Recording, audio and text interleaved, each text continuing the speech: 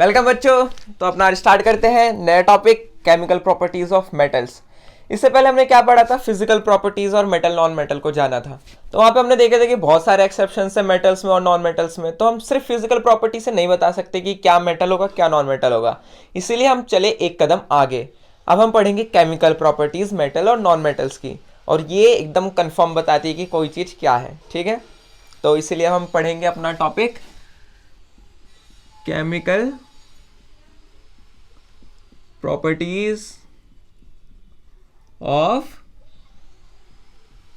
Metals. बढ़िया, तो शुरू किया जाए। इसमें सबसे पहले जो हम पढ़ेंगे वो पढ़ेंगे कि मेटल्स ऑक्सीजन के साथ कैसे रिएक्ट करते हैं। वही ऑक्सीजन जो हम सांस लेते हैं, जो एटमॉस्फेयर में भरी हुई है। ठीक है, और हम ऑक्सीजन के साथ रिएक्ट कैसे कर रहे हैं चीजों को, उन्हें आग में डाल के जलाकर। ठीक है, जब हम किसी चीज को जलाते हैं तो ऑक्सीजन के साथ उसका रिएक्शन ही करा रहे होते हैं हम, जिसे हम ऑक्सीडेशन कहते हैं। क्यों? क्योंकि हवा में है हमारी ऑक्सीजन, और जब हम उसे जलाते हैं तो वो हवा उसके साथ रिएक्ट करती है। और ये तुम प्रैक्टिकल पहले भी कर चुके हो, फर्स्ट चैप्टर में दिखाऊंगा मैं फिर से। जब हम बर्निंग ऑफ मैग्नीशियम रिबन करते थे, क्या वो यही है कि एक मेटल को ऑक्सीजन के साथ रिएक्ट कराना। तो वही करते हैं। देखो, सबसे पहला जो टॉपिक हम पढ़ रहे हैं, इसके अंदर जो रिएक्शन पढ़ेंगे हम, वो रिएक्शन ऑफ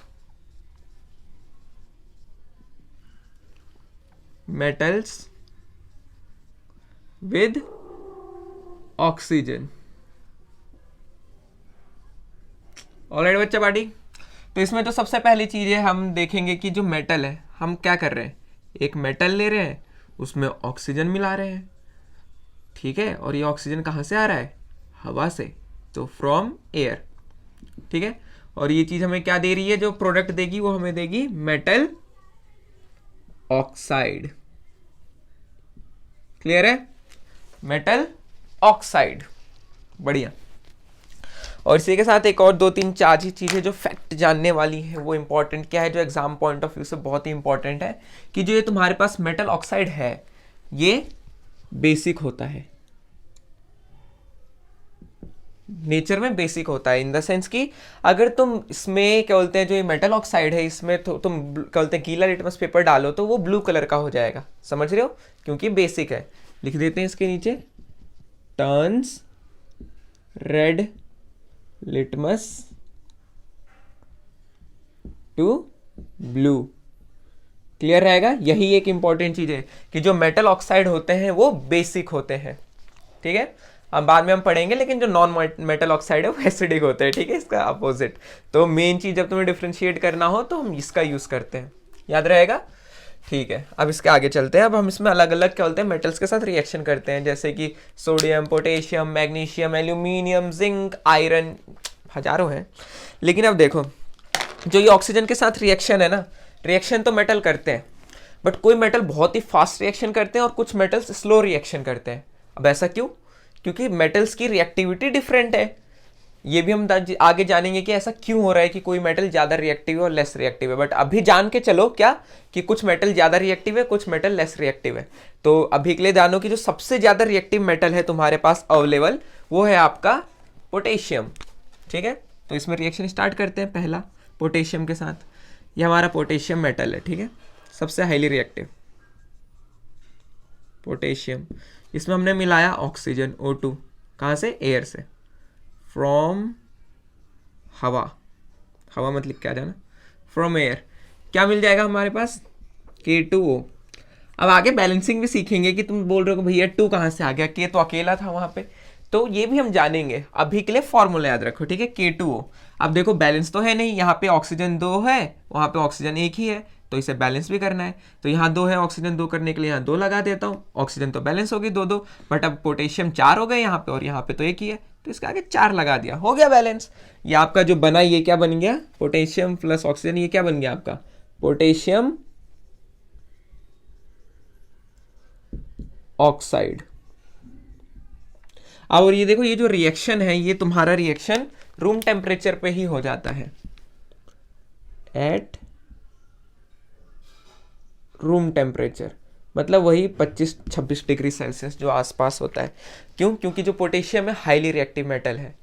अब इसी के बाद तुम्हारे पास 2 फैक्ट भी आएंगे, अभी बताता हूँ जल्दी ही, बट पहले ये करते हैं एक और सोडियम के साथ।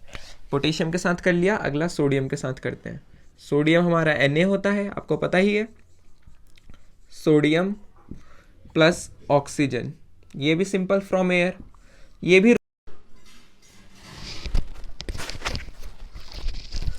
वीडियो जरा रुक गई थी बट हम चालू रहेंगे, तो दोबारा से स्टार्ट करते हैं।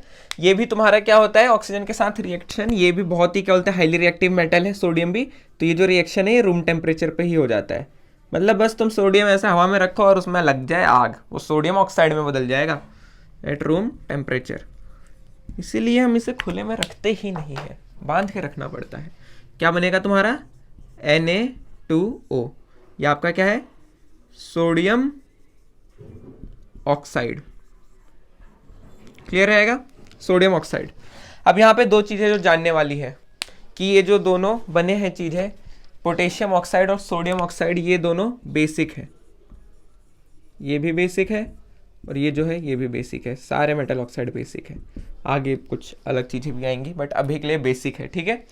और इसी के साथ जो मैं दूसरा बताना चाहता था, ये हाईली रिएक्टिव है, ये दोनों क्या है, हाईली रिएक्टिव मेटल्स। दिख रहा होगा यहाँ पे, आई होप कि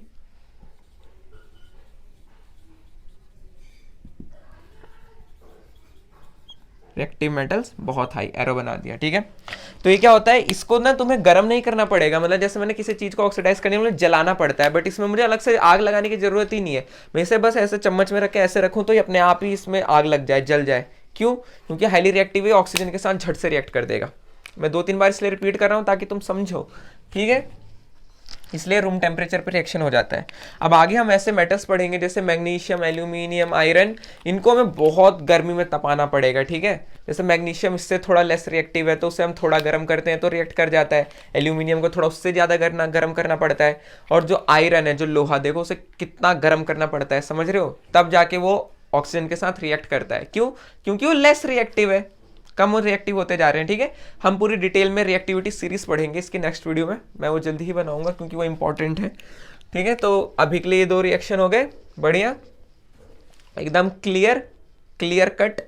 अब इसी का हम क्या बोलते हैं, वाटर के साथ रिएक्ट कराते हैं। चलो पहले लिख ही देता हूँ एक्स्ट्रा चीज में, वाटर के साथ भी रिएक्शन कराएंगे इन चीज़ों का, बट उससे पहले एक रीजन लिख देते हैं। Sodium and potassium are kept in kerosene।